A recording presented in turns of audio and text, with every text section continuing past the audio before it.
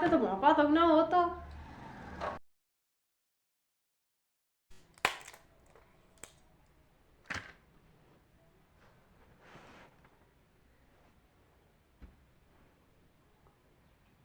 तो good morning सभी लोगों को, जय श्री राम। आप सभी लोग कैसे हैं? आई होप अच्छे होंगे। तो मेरे चैनल पर आप सभी लोगों का स्वागत है और आज का नज़ारा बहुत ही प्यारा है। तो सुबह उठते ही सीधा आई थी मैं बाहर घूमने के लिए, देखने के लिए कि भाई बाहर का मौसम कैसा है। थोड़ा तो बाहर का आनंद लेना ही चाहिए। उसके बाद अंदर आके मैं करने लगी थी काम। तो सभी लोग उठ चुके थे सो के। जैसा कि बताया था मैंने पिछले वीडियो में कि मेरी मम्मी है नहीं घर पे, मामा के घर गई हुई हैं। तो घर का सारा काम हम दोनों को ही करना था, लेकिन फिर भी आज मैं लेट ही उठी थी क्योंकि मेरी तबीयत थोड़ी ठीक नहीं है, इस वजह से मैं लेट उठी थी। और मैंने कहा चलो उठते ही सारे बिस्तर वगैरह मैं ही रख दूँ। मैं शाम को बोल के ही लेटी थी कि आज सुबह के जो भी बिस्तर वगैरह होंगे वो काम मैं कर लूँगी, तुम बाद बाकी काम देख लेना, क्योंकि बिस्तर वाले ये सब नॉर्मली काम है जो भी है। क्योंकि मैं वैसे भी कोई भी मुझे कुछ भी काम करने नहीं देता है, तो मैंने कहा चलो कोई भी कुछ काम नहीं करने देता, लेकिन आज घर पे कोई है भी नहीं, तो सुबह के जो भी काम होंगे छोटे मोटे वो मैं कर लूँगी, क्योंकि मैं इतने ही कर सकती हूँ। ऑलरेडी मेरी तबीयत ख़राब है। और आप लोग बताओ, आप लोग कैसे हो? आप लोगों के प्यार और सपोर्ट की वजह से मैं यहाँ तक पहुँची हूँ। मेरी 5,000 से ज़्यादा की फैमिली हो चुकी है यूट्यूब पर, लेकिन कभी कभी मैं वीडियोस डालना बंद कर देती हूँ, कभी डिलीट कर देती हूँ। इस वजह से मुझे प्रॉब्लम आ रही थी। लेकिन अभी जो मेन प्रॉब्लम है, मेरी तबीयत बहुत ज़्यादा ख़राब हो रही है। पता नहीं, समझ नहीं आ रहा क्यों हो रहा है, कैसे हो रहा है। तो इस वजह से ना थोड़ा बहुत वीडियो लेट आ सकता है।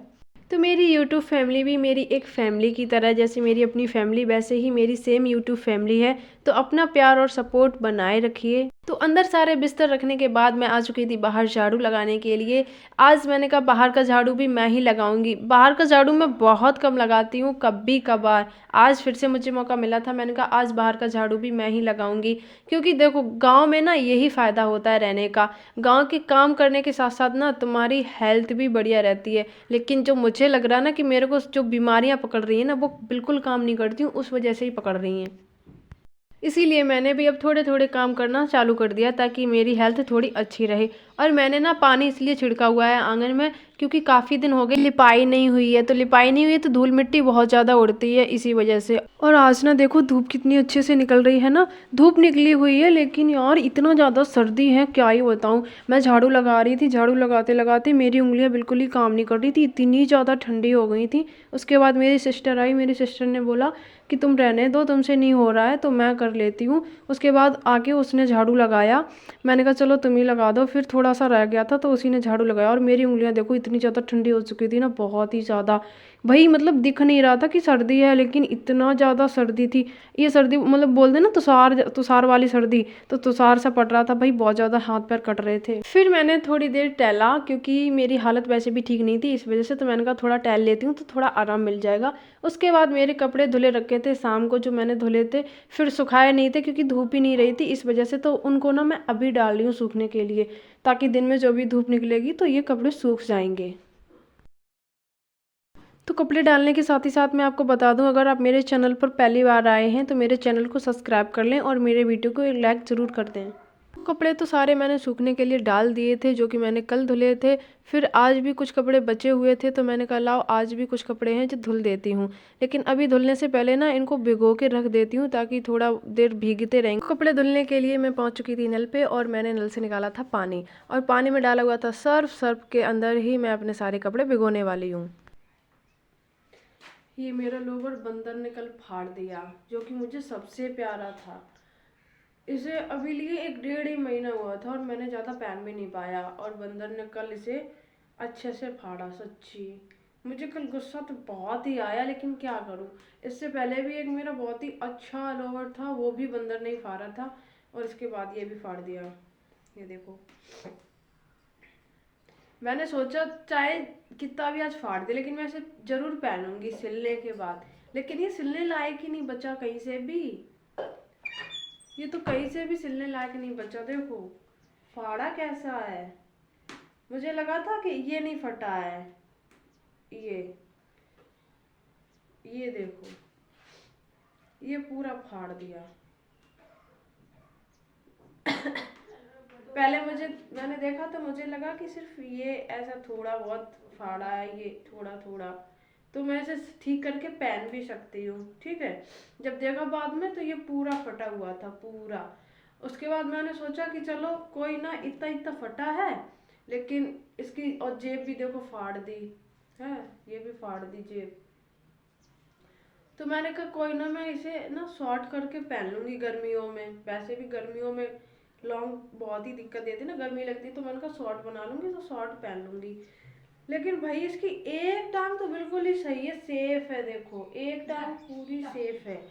लेकिन मैंने सोचा पहले कि मैं इसे शॉर्ट बना के पहनूंगी, लेकिन ये शॉर्ट बनाने के भी लायक नहीं छोड़ा। ये देखो बिल्कुल भी शॉर्ट बनाने के लायक भी नहीं छोड़ा। ये यहाँ से भी फाड़ दिया, पीछे से भी।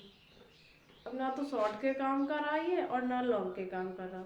और सच्ची ये मेरा फेवरेट लोअर था, जो बहुत पसंद था, क्योंकि एकदम लॉन्ग में था और बहुत ही ढीला ढाला था, और जेब भी बहुत अच्छी थी, और गर्मियों के लिए तो बहुत ही अच्छा था। लेकिन क्या करूं, फाड़ दिया बंदर ने।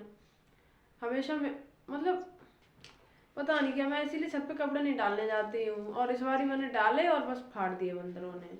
इसीलिए नहीं डालती हूँ मैं, कहीं फाड़ ना दें। क्या करूँगा, फाड़ दिया। पहले भी फाड़ दिया था, इस बार भी फाड़ दिया। हो गया ना लॉस, पूरी गर्मियों का लॉस। वैसे भी पता नहीं घर वाले एकदम मेरे से परेशान रहते हैं कि जब देखो तब तुम्हारे कपड़े बहुत ज़्यादा चलते हैं, बहुत ज़्यादा चलते हैं सबके। किसी के नहीं इतने चलते हैं, किसी का कलर चला जाता है तो किसी के कैसे फट जाते हैं, कहीं कुछ। तुम्हारे बहुत दिन चलते हैं, मतलब 2-3 साल से ज़्यादा ही चला लेती हो कभी कभी। अब मैं क्या करूँ ये बताओ, चलते हैं कपड़े तो मैं क्या करूँ।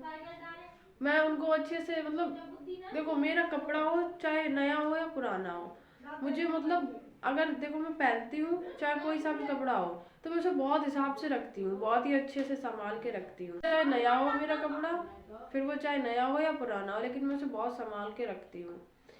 मैं कोई भी चीज़ पहनती हूँ फिर वो मुझे बहुत प्यारी हो जाती है, फिर वो चाहे कपड़े हो चाहे कुछ भी हो, वो मुझे बहुत ही प्यारी हो जाती है। फिर मुझे पता नहीं क्यों ऐसा लगता है खराब ना हो, ये खराब ना हो, बस ऐसा ऐसा लगता है बस खराब नहीं होने देना कुछ भी हो। मेरे 4-4 5-5 साल पुराने कपड़े, यहाँ तक कि 6-7 साल पुराने भी कपड़े अभी भी रखे हैं। मैं अब पहनती नहीं, लेकिन रखे अभी भी हैं।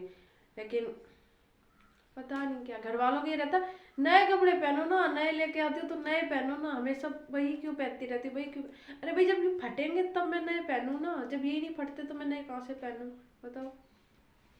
अब ठीक है ना, अब फट गए हैं, अब ऐसे बंदर फाड़ देंगे, ऐसे ही डेली डाल के आया करूंगी छत पे, ताकि बंदर फाड़ दें, फिर मैं नए पहनने पड़े मुझे फिर नए।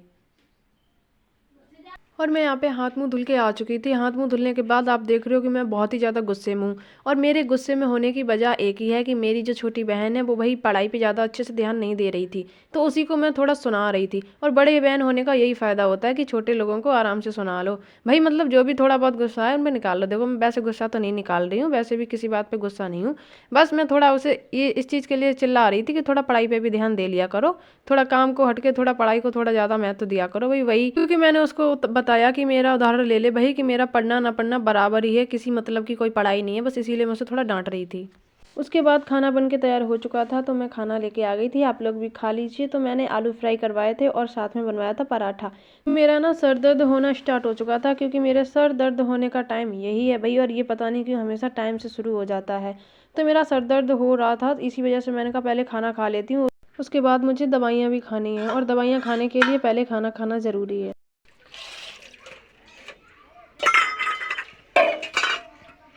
तो खाना खाने के बाद मैंने कहा बर्तन पड़े थे, लाओ तो मैं बर्तन धुल लूँ, क्योंकि मेरी जो छोटी बहन थी वो जा चुकी थी स्कूल, फिर मैं ही बची थी अकेली घर पे। तो मैंने कहा लाओ काम कर लूँ, जो भी पड़ा है धीरे धीरे करूँगी।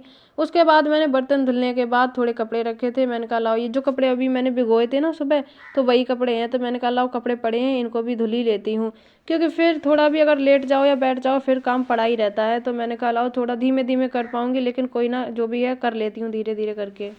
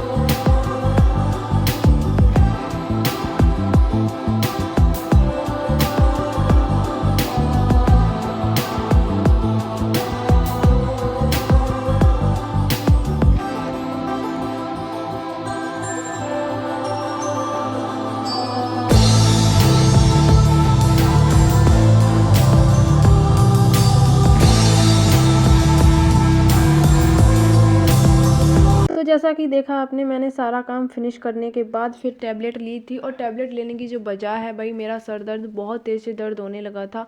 पता नहीं क्यों, मतलब मेरा सर दर्द कुछ ज़्यादा ही तेज़ से होने लगा। मुझे लग रहा है कि सच में मैं अभी भी पूरे तरीके से डिप्रेशन से बाहर नहीं हुई हूँ, इसीलिए मुझे बहुत ज़्यादा प्रॉब्लम हो रही है और सर को लेके ज़्यादा हो रही, मेरा सर बहुत ज़्यादा दुखता है। तो टैबलेट लेने के बाद मैंने सोचा था कि मैं थोड़ा देर रेस्ट कर लूँगी, लेकिन अभी भी काम बचे हुए थे, तो मैं क्या करूँ यार। मैंने सोचा चलो थोड़ा थोड़ा करके, धीमे धीमे करके कर ही लेती हूँ, काम करने के बाद फिर थोड़ा सा रेस्ट कर लूँगी।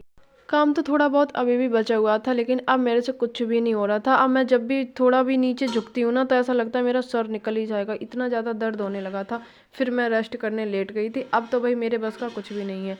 और थोड़ी देर रेस्ट करने के बाद ही मेरी बहन आ टपकी भाई बीच में ही, और इसने बोला कि दीदी ऐसी लेटी रहोगी तो काम कौन करेगा भाई, तो साथ साथ थोड़ा तो काम करवा ही लो। उसके बाद मैं बता दूं, अभी ना मम्मी घर पे नहीं है, तो जो भी काम है हमें ही देखना पड़ेगा। तो हमारे घर पे गाय और भैंस भी है भाई, तो उनके लिए भी खाना पानी कुछ तो देखना पड़ेगा ना। तो ये देखो खेतों पे गेहूं भाई बहुत ही बड़े हो चुके हैं, और सरसों भी देखो पकने वाली ही है। तो अभी ना कुछ टाइम से बहुत ही ज़्यादा रेस्ट कर रहे थे लोग, लेकिन अब कुछ दिनों बाद ना बहुत ही ज़्यादा काम आने वाला है। पहले सरसों पकेगी, फिर बेजर पकेगी, फिर गेहूं पकेंगे। तो भाई सभी लोग ना एकदम खेतों पे लग जाएंगे अच्छे से काम पे।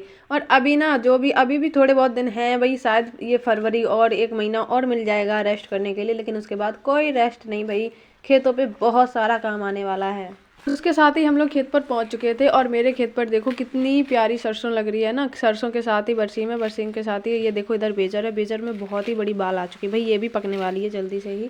उसके बाद खेतों पर आके भी मैं बैठ चुकी थी, मैंने कुछ भी काम नहीं किया। यहाँ पे भी आके मैं रेस्ट ही कर रही थी। मैंने मेरी बहन को दे दिया था काम कि भाई तुम काटो बरसीम, मैं बैठ के आराम से देखूंगी, मेरे से वैसे भी कुछ भी नहीं होता है। उसके बाद शाम को घर पे आके मैंने अपने पैरों पे लगाया कलर, और कलर लगा क्यों रही हूँ मैं बता दूं, कल मेरी मम्मी गई थी तो रंग ना घोर के रख के गई थी, तो ये रखा था, तो मेरा मन किया चलो आज मैं इसे लगा लेती हूँ। साथ ही आपको बता दूं, अगर आप मेरे चैनल पर पहली बार आए तो मेरे चैनल को सब्सक्राइब जरूर से कर लेना, और मेरे वीडियो को एक लाइक जरूर कर देना, जो कि मैं हमेशा आपको बोलती हूँ, आप फिर भी नहीं करते। और इसी के साथ मैं मेरे वीडियो को एंड करती हूँ। Bye bye.